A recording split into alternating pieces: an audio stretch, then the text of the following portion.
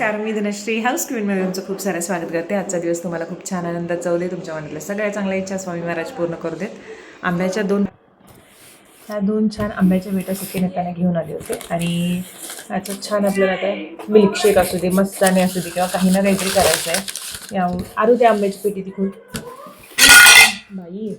आणि ते काजू बदाम आणि खजूर जे आहे ते दुधामध्ये भिजत टाकले. खाल्ला वाटतं मगाशी कोणी. तर हे सगळे पल्प याचा काढून घेते पहिले. आंब्याचा पूर्ण पल्प जो आहे तो मिक्सरमध्ये मी वाटून घेतला आहे. वाटून म्हटल्यानंतर फिरवून घेतला आहे घराघरा. आता याच्यामध्ये कलर थोडासा फिकट दिसत असेल, पण कलर खूप डार्क आहे. आणि 1-1.5 तास हे भिजत ठेवलेलं पूर्ण. आणि थोडासा जो पल्प आहे त्याच्यासोबत हे मिक्स करणार आहे आता. साखर, भिजवलेले बदाम, काजू, खजूर आणि थोडासा आंब्याचा पल्प जो आहे तो आता मिक्सरला मी फिरवून घेणार. अमूल फ्रेश क्रीम जे असते ते ह्या भांड्यामध्ये मी परत घेतलं आहे आणि त्याच्यामध्ये डार्क चॉकलेटचे एक 7-8 तुकडे टाकलेत. आणि जे सगळं मिक्सचर आहे पूर्ण सगळं ते आता ह्याच्यामध्ये ठेवलं आहे. आता काय करणार, एक तर मिक्सरचं भांडं असतं छोटं, तर त्याच्यात सगळं मिक्स नाही करू शकत, म्हणून हे थोडंसं मिक्सरला टाकून मी असं फिरवून घेते, म्हणजे मिक्स करून घेते, एकजीव करून घेते. आणि कंप्लीट झाले की ते सगळं एका भांड्यामध्ये परत एकजीव करेन. सगळं ते मिक्स करून मी आता ठेवून दिलेलं आहे फ्रीजमध्ये. ते जरा छान थंड झाले की मग सगळ्यांना खायला देईन. तोपर्यंत त्या बाकीच्या गोष्टी आवरून घेते, जरा फ्रेश होते. गोष्ट शेअर करायची आहे आणि जी माझ्यासाठी खूप आनंदाची आहे. गेले 4-5 वर्ष मी माझ्या स्किनवरती खूप म्हणजे खूप कष्ट घेते. कारण जे स्किन प्रॉब्लेम्स होते किंवा जे माझ्या स्किनवरती ॲक्ने यायचे आणि त्याच्यामुळे जे डाग राहायचे, त्याच्यामुळे जे स्कार्स राहायचे, कॉन्फिडन्स खूप लो व्हायचा. आणि अशा वेळी ना मी खूप गोष्टी सर्च करायचे की कशामुळे जातील. मला कोणत्याही ट्रीटमेंट घ्यायच्या नव्हत्या, कारण CO2 लेझर किंवा ह्या अशा खूप साऱ्या ट्रीटमेंट आहेत ज्याच्यामुळे ते कमी होतात, फेड होतात. पण एक भीती पण असते की ते चांगले व्यवस्थित सूट झाले पाहिजे किंवा त्यानं खरंच तो इफेक्ट दिसला पाहिजे. नाही दिसलं तर काय करू, हाय ते पण हातातून जायचं. क्युअर स्किन मी जेव्हापासून स्टार्ट केलं होतं तेव्हा फक्त त्यांचेच प्रोडक्ट्स वापरले होते. आणि त्याच्यानंतर मग मी थोडंसं जेव्हा स्किन बेटर व्हायला लागली तेव्हा मेकअप किंवा ह्या सगळ्या गोष्टी किंवा बाकीचे प्रोडक्ट्स जे आहेत माझे ट्राय करायला लागले. फक्त आणि फक्त स्कारसाठीच मी त्यांच्याकडून ट्रीटमेंट घेतली होती. हवं तर मी क्युअर स्किनचे डिटेल्स डिस्क्रिप्शनमध्ये देते, कमेंटमध्ये सुद्धा पिन करून देते. किंवा त्याच्यामध्ये मला एक डाएट प्लॅन्स जे आहेत तर ते बेस्ट ठरले होते. कारण त्यांनी मला सांगितलं होतं फक्त वरून अप्लाय करून गरज नाही, तर तुम्हाला आतूनसुद्धा त्या गोष्टी स्किनला द्याव्या लागणार, तरच सगळ्या गोष्टी कव्हर होणार. आता मी एक इफेक्ट जो आहे कॅमेराचा तो वापरला आहे, ज्याच्यामुळे तुम्हाला हे सगळं फेड दिसते, फक्त हे 3 पिंपल दिसतात. आता मी माझा इफेक्ट जो आहे तो काढते, झूम करून दाखवते. एवढे डीप होते ना हे स्कार्स, तर बऱ्यापैकी फेड होत आलेत इथे. आता हे पिंपल आहेत, मी आंबे खाल्लेले आहेत सध्या, तर त्याच्यामुळे. आणि मी कोणताही फिल्टर वापरला नाही. फिल्टर वापरलं असतं तुम्हाला असं हे वेगळं दिसलं असतं, स्क्रीन हल्ल्यासारखी दिसली असती. हे माझे स्कार्सचे हे जे फेड झालेले आहेत हे काय निघून जातील, याचा काय एवढा इश्यू नाही. आणि हे आता बेअर स्किन आहे, म्हणजे ज्याच्यामध्ये मी मॉइश्चरायझर आणि सनस्क्रीन वापरलेलं आहे. फक्त हवं हे करून दाखवते. तर हे सगळं पॉसिबल झालं आहे कन्सिस्टन्सी. गेले 5 वर्ष मी ह्या गोष्टी करते आणि ज्याच्यामुळे आत्ता इफेक्ट दिसून आलेला आहे मला, आणि जो माझ्यासाठी खूप बेस्ट आहे. कारण दररोज जेव्हा 2-3 वर्षामध्ये असं वाटायचं ना की उन्हाळा आला किंवा काय आलं की चिपचिपी व्हायची स्किन, काय करायचं काहीच समजत नसायचं. उन्हाळ्यामध्ये वेगळे, पावसाळ्यामध्ये वेगळे, हिवाळ्यामध्ये वेगळे. पण क्युअर स्किन थ्रू ह्या गोष्टी खूप सोप्या झाल्यात. मेन म्हणजे डाएट कन्सिस्टंट. मी खूप गोष्टी अवॉइड केलेल्या आहेत, बाहेरच्या गोष्टी खूप अवॉइड केलेल्या आहेत, शुगरच्या गोष्टी खूप कंट्रोल केलेल्या आहेत. त्यासोबतच स्किन केअर, जे हात लावू नये आपण स्किनला, ह्या गोष्टी. आणि क्युअर स्किनने खूप हेल्प केली मला याच्यामध्ये. एकतर डॉक्टर कन्सिस्टंटली फॉलोअप घेतात, जे बेस्ट होतं. बिफोर आणि आफ्टर तुम्ही माझं इमेज जे आहे ते बघू शकता. खूपदा ब्लॉगमध्ये सुद्धा मी शेअर केलेले आहे. त्यासोबतच तुम्ही किती पाणी पिलं पाहिजेत, एक्सरसाइज कशी केली पाहिजेत, स्ट्रेस फ्री राहणं खूप गरजेचं आहे. ह्यासुद्धा गोष्टी त्यांनी मला सजेस्ट केलेल्या आहेत. आणि हे तुम्हाला क्युअर स्किनमध्ये मिळतं, कारण एक सर्टिफाईड डर्मॅटॉलॉजिस्ट तुमच्यासाठी तिथे अपॉइंट केलेले असतात. AI थ्रू तुमचं स्किन ॲनालिसिस होतं. आणि प्रोडक्ट्स जे आहेत त्याचेच तेवढे पैसे घेतले जातात. बाकी चॅट, त्याच्यानंतर डाएट टेस्ट, त्याच्यानंतर खूप साऱ्या गोष्टी या फ्री ऑफ कॉस्टमध्ये आहेत तिथे. प्रोडक्ट्स घेताना हाऊस क्वीन 100 हा कोड यूज केला तर तुम्हाला डिस्काउंटसुद्धा मिळून जातो. आणि प्रोडक्ट्स तुम्हाला सूट झाल्यानंतर तुम्हाला चेंजसुद्धा करून दिले जातात आणि कुठेही तुम्हाला जायची गरज नाही. अगदी घर बसल्या तुम्ही या गोष्टी करू शकता. ह्या गोष्टी माझ्यासाठी खरंच खूप उपयोगाच्या ठरलेल्या आहेत, कारण त्यातले जे डाएट टिप्स आहेत ह्याचा जास्त फायदा झालेला आहे मला. प्रोडक्ट्स काय हळूहळू मी नंतर त्यांना जसं विचारून करा मेकअप करू शकतो की काय, ह्या सगळ्या गोष्टी हळूहळू जेव्हा माझ्या फेड होत गेल्या, कमी होत गेल्या, तेव्हा मला काही गोष्टींची मुभासुद्धा देण्यात आली की हां तुम्ही हे करू शकता किंवा असं असं. गेले 5 वर्ष मी हे करते आणि त्याच्यानंतर मी सजेस्टसुद्धा करू लागलेले आहे सगळ्यांना. तो पण जर डर्मॅटॉलॉजिस्ट, ते पण सर्टिफाईड डर्मॅटॉलॉजिस्ट तुम्हाला सांगत असतील तर मला वाटतं की सगळ्यांनी ट्राय केलं पाहिजे, कारण स्किन कन्सर्न ही अशी गोष्ट आहे ना, आणि ती पण फेसवरती, तर आपला कॉन्फिडन्स लूज करते. आणि मी बऱ्यापैकी त्या गोष्टीतून बाहेर आले आणि इतकं भारी वाटते ना स्किनसाठी, आणि त्यासाठी मी खुशसुद्धा आहे. टचवूड की अजूनही, आणि हे मेंटेन ठेवणं खूप गरजेचं आहे. असं नाही की तुम्ही एकदा दोनदा घेतलात, 2 महिने केलात आणि तुमचे स्किन कन्सर्न गेले, नाही. कन्सिस्टंट राहिलंच पाहिजे, ते स्किन केअर तुम्ही फॉलो केलंच पाहिजे, तरच त्याचा फायदा तुम्हाला दिसून येतो. सो डिटेल्स मी दिलेल्या आहेत, चेकआउट करायला विसरू नका. देवीच्या दर्शनाला आम्ही जाऊन आलो होतो सॅटर्डेला, तर त्या ज्या क्लिप्स आहेत त्या मी पुढे तुमच्याशी शेअर करते. कुलूप लावलीस काय? 1 2 3 4 गणपती बाप्पा मंगल मूर्ती. चलो सौंदत्ती. सगळे जागे आहेत.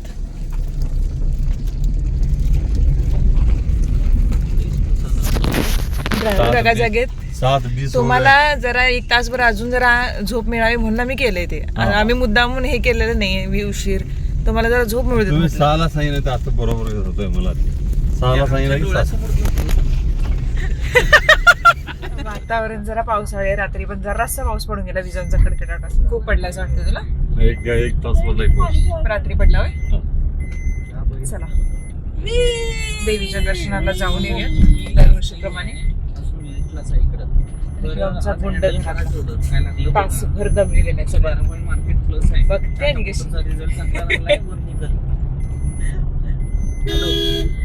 कर्नाटकामध्ये ट्रॅव्हलिंग करताना सगळ्यात जास्त कोणती गोष्ट मला आवडत असेल तर ती म्हणजे रस्ते. आणि बेळगावमध्ये एंट्री केल्यानंतर सगळ्यात भारी काय असतं माहिती आहे की सगळीकडे दिसणारी हिरवळ.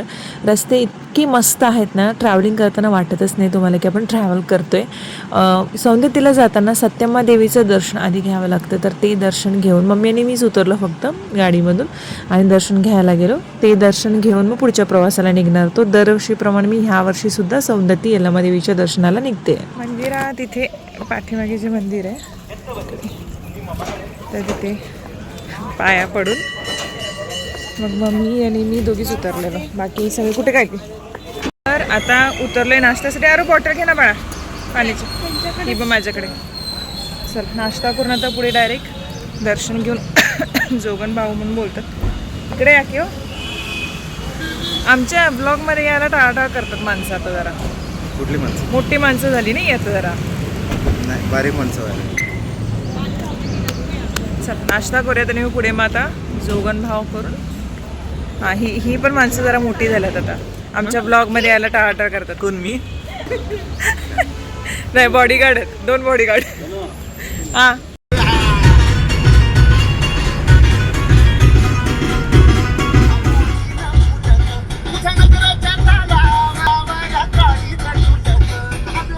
कुंडामध्ये अंघोळ करून किंवा मग हातपाय धुवून पुढे देवीच्या दर्शनाला जातात. आता मला इथे एक गोष्ट ना मार्क करायची आहे. काय आहे माहिती आहे का, आपल्याकडे देवस्थानं इतकी जागृत आहेत पण म्हणावी तशी स्वच्छता नाही, बिलकुलही नाही. आणि स्वच्छता आपण ठेवली पाहिजेत. आपली एक म्हणतात ना जबाबदारी आहे ती. आता मी इथे बोलते ते तुम्हाला लक्षात नाही येणार कारण आवाज खूप होता, म्हणून मी आता व्हॉइस ओव्हर करते. आणि ऊन इतकं होतं, सचिनने त्यांचे ग्लासेस आणले होते म्हटल्यावर त्यांचेच ग्लासेस मी घातले, कारण डोळ्यांना ऑलरेडी माझे चष्मा आहे आणि त्यातून अजून त्रास होत होता. पण तुम्हाला सांगते तिथे गेल्यानंतर दरवर्षीचं हे चित्र आहे की दरवर्षी मी बघते इथे इतका कचरा टाकलेला असतो, प्लास्टिक हे ते, फुलांचे हार, देवीचे फोटोज, त्याच्यानंतर अजून खूप साऱ्या गोष्टी बघून वाईट वाटतं की आपली माणसं आपलं जे दैवत आहे तर त्यांना स्वच्छ ठेवायला सुद्धा बघत नाहीत. आपल्या प्रत्येकाची नैतिक जबाबदारी, आपण कुठेही जातो तेव्हा स्वच्छता ठेवणं किंवा राखणं, त्या गोष्टी त्या जागेचं पावित्र्यसुद्धा राखणं. तर तिथे जाऊन आल्यानंतर मग पुढे फक्त पायावरती पाणी घेतलं आम्ही. कुंड तरी मी दाखवलंच नाही तुम्हाला, कारण इतकं ते हे केलेलं आहे ना, तर खरंच त्या गोष्टींकडे लक्ष दिलं गेलं पाहिजे. त्यानंतर आम्ही गेलो देवीच्या दर्शनाला.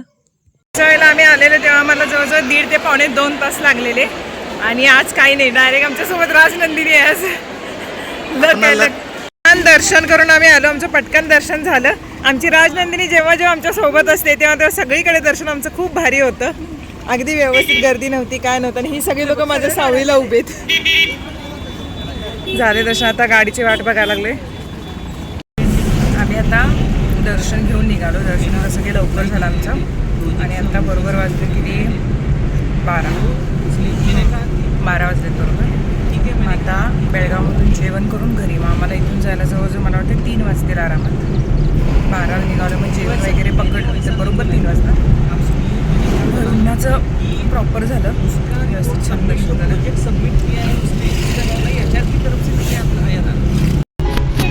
भावावर प्रेम उतरून चाललंय.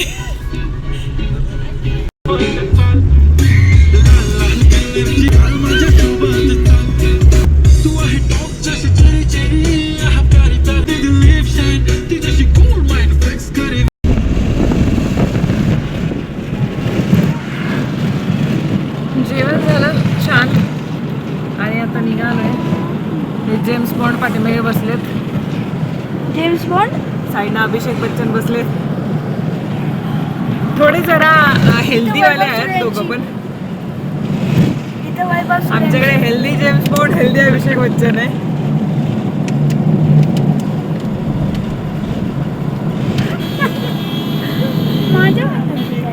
आता तुझ्याकडे काय नाही करू. चाललोय घरी आता. आवडले सगळं. वातावरण पण मला सगळ्याला आज पण पाऊस नाही झाला.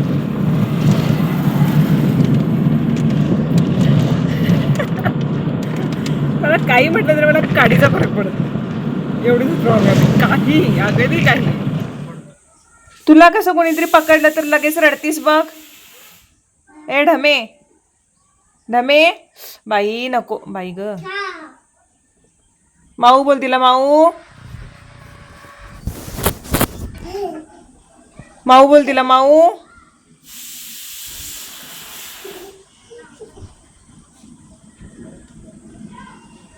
राजी इकडे बघ. या राजनंदिनी, मम्मी मारे ही करी बिरेल. ए थांब. ती पण कसं सुटून पळायला लागले बघ तिच्याबरोबर. रात्रीच्या जेवणाला छान झुणक्याच्या वड्या होत्या. सिम्पली स्वादिष्ट. त्यांचा गरम मसाला जो आहे तो म्हटलं आज पाहूयात. आणि तो आज आम्ही वापरला होता. खूप सुंदर वड्या झाल्या होत्या. काहीतरी टेस्ट वेगळी आहे, कारण प्रत्येकाची मसाला करण्याची पद्धती वेगळी असते. मी नक्की याचे डिटेल्स डिस्क्रिप्शनमध्ये देईन. आज रविवार आहे आणि रविवारचा नाश्ता सगळ्यांना मी करून देते. त्याच्यामध्ये स्पेशल असं काही नाही आहे. नॉर्मली एक सँडविच करते आणि त्यामध्ये पनीर जे स्टफिंग म्हणून थोडंसं, त्याच्यानंतर अंड्याचं एक चीज आहे, अमूल बटर आहे, त्यानंतर पनीर इथे कट करून घेतलं आहे मी. अंड्यामध्ये तिखट, मीठ, हळद टाकले. अजून चाट मसाला टाकायचा आहे. इथे कांदा आणि टोमॅटो जो आहे तो मी परतून घेते. आणि तो पॅन ठेवलेला आहे. पॅनवरती मी सँडविच थोडंसं परतवणार आहे. सिम्पली स्वादिष्ट हा गरम मसाला जो आहे तो मी यूज करते सध्या. टेस्ट बघूया, पण रिव्ह्यू खूप माझ्या मते खूप टेस्ट त्यांनी छान हे केले गरम मसाल्याची. कारण काल आम्ही झुणक्याच्या वडी केले होते, त्याच्यामध्ये पण चांगली टेस्ट आली होती. आता मी यामध्ये सुद्धा टाकते.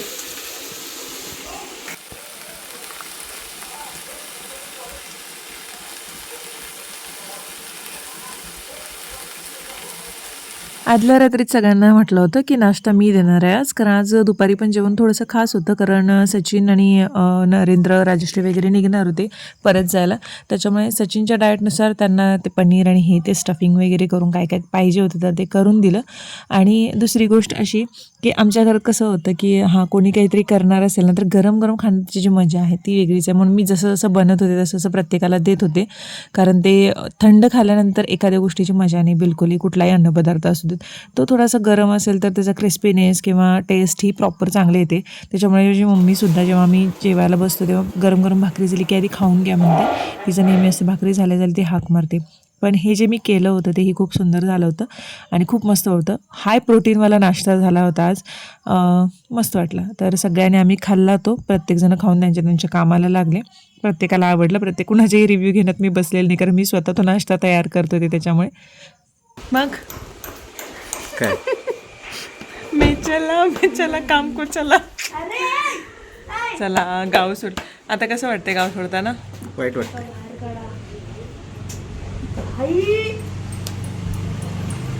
चलो बाय बाय.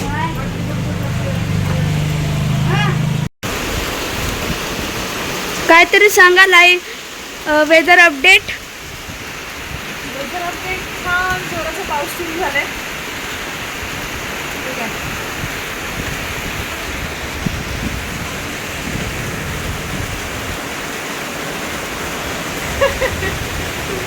छान पाऊस सुरू आहे. मी बोललो गीताईला पकोडे कर. परवा दिवशी पाऊस पडून गेला, त्याच्यानंतर आत्ता परत सुरू झालाय. सचिन जस्ट आता निघालेत, परत त्यांची ऑफिसची ट्रिप्स आहेत. मुंबईसाठी निघालेले आहेत सचिन आता, आणि आज रात्री ते बसतील. मग कोल्हापूरवरून डायरेक्ट तिकडे जाणार आहेत ते. आता निघालेले आहेत. आता परत घराचं सगळं काम, आरोग्य स्कूल सुरू होते, तर ते सगळं बघायचं. थोडीशी धावपळ होणार आहे आता, पण काय करू शकत नाही. खूप जणी मला ना गाऊन कुठून घेतेस विचारतात. जे मी गाऊन घालते आहे आता गावी आल्यानंतर ते सगळे मम्मीचे आहेत, कारण माझे सगळे कपडे हे बॉक्स पॅक आहेत, ज्याच्यामध्ये नाईटवेअर असतील किंवा काही जे कपडे असतील तर ते मी कोणतेही काढत नाही. फक्त गरजेचे असतील तेवढेच, कारण नंतर परत पॅकिंग करायला मला अवघड जाणार. कारण आता राहायला प्रश्न एक 15-20 दिवसांचा आहे, कारण जोपर्यंत आता फिनिशिंगचं काम आवरत नाही तोपर्यंत मी इथून शिफ्ट करू शकत नाही. असं झालं आहे. जवळजवळ 1 महिना डिले झाले काम, पण आता काही करू शकत नाही. कारण परत मी मुंबईला जायचं म्हटलं एक 15-20 दिवसांसाठी, तर मग आरोच्या स्कूलचं थोडंसं इश्यू होणार, म्हणजे कारण स्कूल 1 जूनपासून स्टार्ट होणार आहे.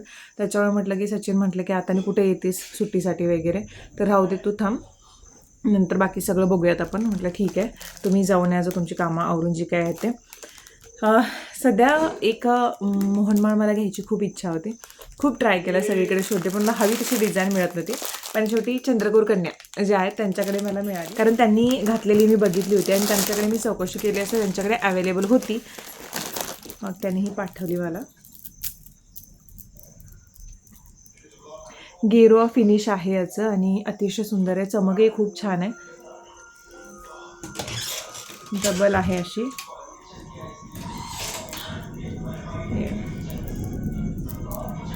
मस्त आहे.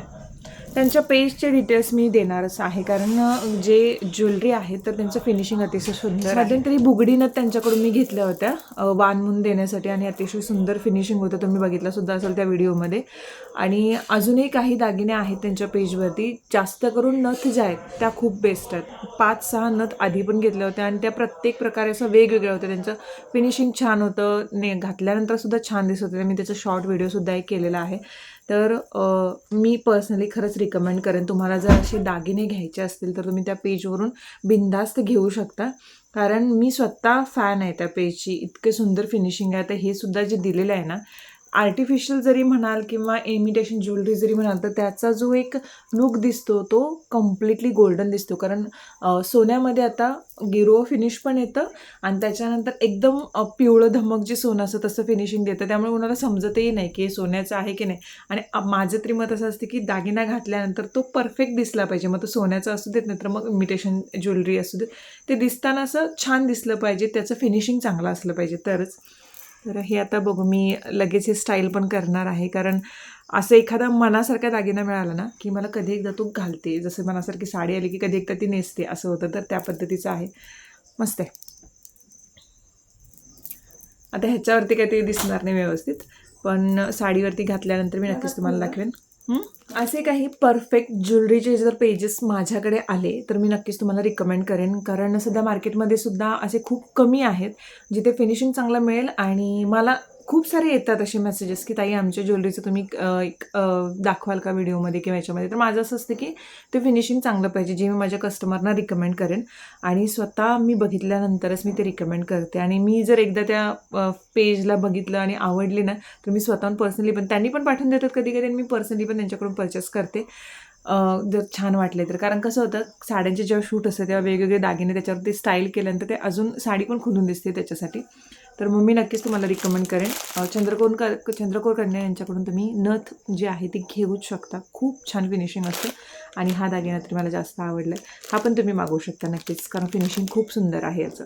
मंडळी, आजचा दिवस हेक्टिक थोडासा झालेला आहे, कारण कशी सकाळ झाली आणि कशी संध्याकाळ झाली हेच समजत नाही आज. आणि असे भरभर दिवस निघून चाललेत ना, आणि माझं नुसतं ते लक्ष की हे कंप्लीट झाले का, कंटिन्युअसली त्या इंटेरियरवाल्याला फोन की हे कधी कंप्लीट होणार, ते झालं का, ते झालं का. कारण ऑलरेडी वास्तुशांतीची तारीख आता फिक्स झाली, जी फायनल मी त्याला सांगितलं की हीच तारीख असणार आहे, याच्यापुढे कामं मी जास्त राबवू शकत नाही म्हणून. आणि त्याच्यानंतर आरोला मला इथून ये जा करावं लागणार आहे त्याच्या स्कूलसाठी. आणि तुम्ही काही कमेंट अशा होत्या की किती अंतर आहे, तर कोल्हापूर गडिंग्लज कोवाड हे जवळजवळ 3 तासाचं अंतर आहे, कोल्हापूर ते कोवाड. जर बसने घेतलं तर, कारण बस थांबत जाते. जर तुम्ही गाडीनं तुमची स्वतःची कार असेल तर 2-2.5 तास आरामात लागतात, नाहीतर मग 3-3.25 तास लागतातच कोल्हापूर ते. आणि कोल्हापूरपासून गडिंग्लज म्हटलं तर 1-1.5-2 तास आरामात लागतात, बाय कार म्हणते मी. आणि गडिंग्लज ते कोवाड 1 तास आरामात लागतो. तर ते, आणि कसे गडिंग्लज ते कोवाड बसेस नाहीत फ्रिक्वेंट, डायरेक्ट मध्ये थांबून यावं लागतं. मेनेसरी गाव आहे तर तिथून थांबून तुम्हाला दुसरी बस किंवा वडाप घेऊन यावं लागतं. डायरेक्ट बसेस फक्त सकाळी एक बस इथून जाण्यासाठी कोल्हापूरला, जी गडिंग्लजमध्ये थांबून जाते.